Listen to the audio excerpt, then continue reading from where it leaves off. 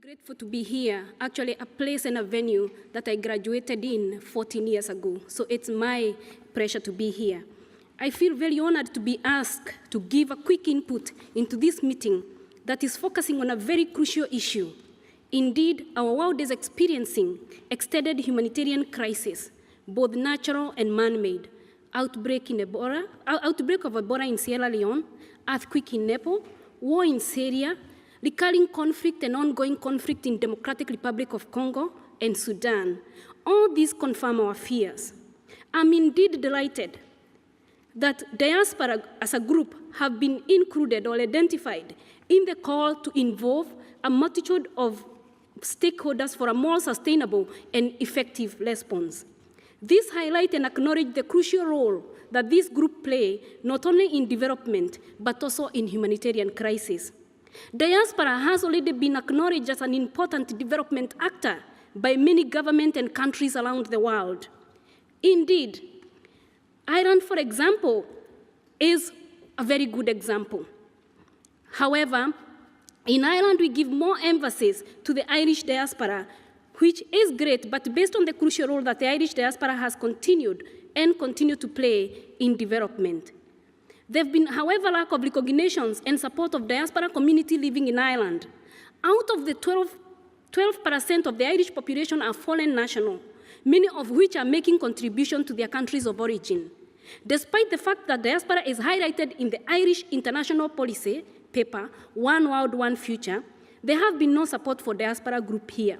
Wezesha, the organization that I'm working with, is focusing on Africa diaspora specifically and has made effort to engage with Irish international NGOs, mainly working in Africa, and government department.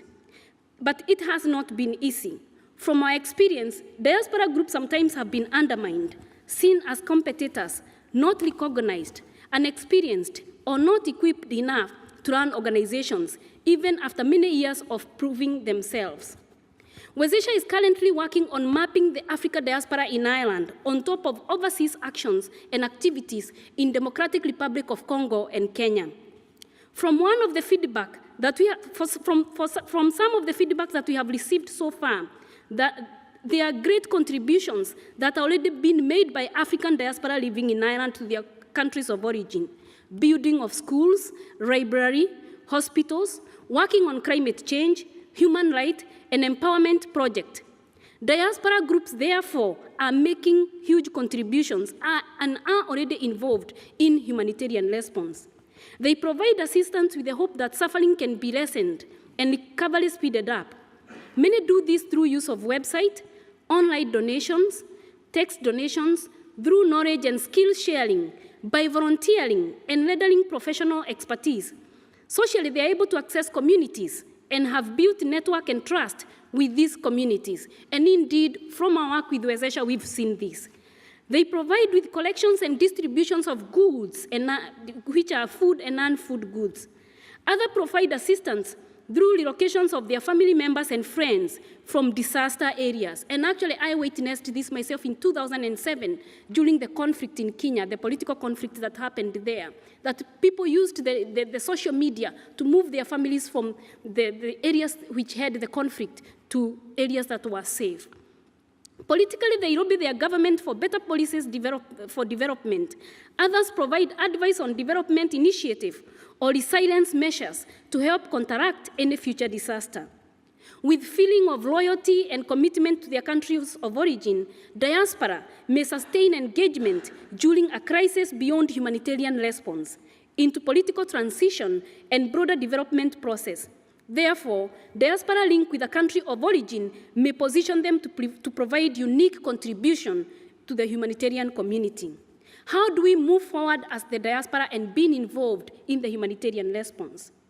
First, we have to improve coordination mechanism between diaspora and the mainstream humanitarian system.